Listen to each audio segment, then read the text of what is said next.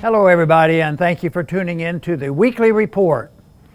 Why can't we just march out of Afghanistan?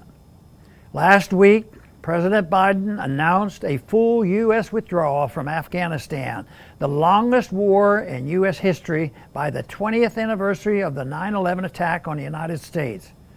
While this announcement is to be welcomed, the delayed U.S. withdrawal may result in Americans and Afghans dying needlessly for good PR optics back home. We all remember how many Americans died after President Bush's mission accomplished stunt in Iraq. The war has been a disaster from day one, so why wait to end it? The previous Trump administration had negotiated an agreement for the U.S. to be out of Afghanistan by the 1st of May.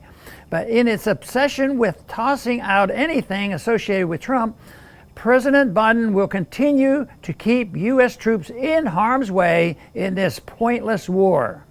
The Taliban has kept their end of the Doha Agreement, signed under then-President Trump.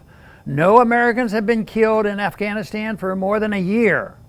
However, the U.S. side under President Biden will formally violate the agreement by keeping U.S. troops in country after May 1st.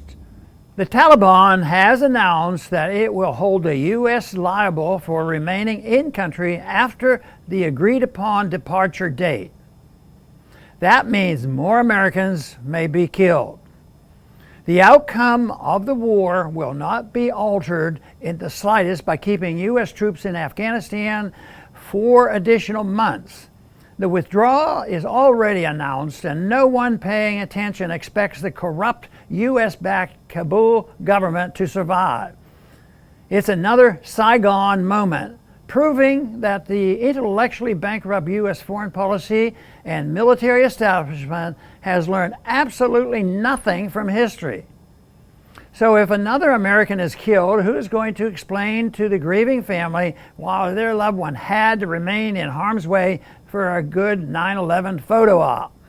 A recent article in the Military Times lays out the massive disaster of the U.S. two-decade war on Afghanistan's more than $2 trillion spent, much of it going to fund crooked practices in Afghanistan and here at home. And even worse, the Cost of War Project has estimated that 250,000 people have been killed in the war. We do applaud President Biden's decision to ignore the demands of all the neocons who have flocked to support his administration, but as is most often the case, when it comes to Washington, you have to really read the fine print when something sounds too good to be true. In this case, the fine print is that the U.S. will not actually be leaving Afghanistan at all. As a recent article in the Gray Zone points out, the Afghan war will continue with U.S. Special Forces, CIA paramilitaries, and guns for hire taking the place of U.S. soldiers. The war is not going to end. It's just going to be privatized. My philosophy has always been simple. We just marched in, so why can't we just march out? As we have learned recently, that is exactly what President Trump tried to do in the final days of his presidency, only to get cold feet after his military and national security experts told him it was a terrible idea.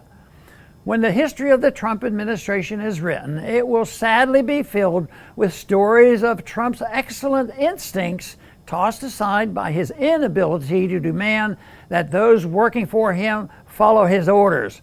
It's tragic. We need to be completely out of Afghanistan yesterday. Thanks for listening.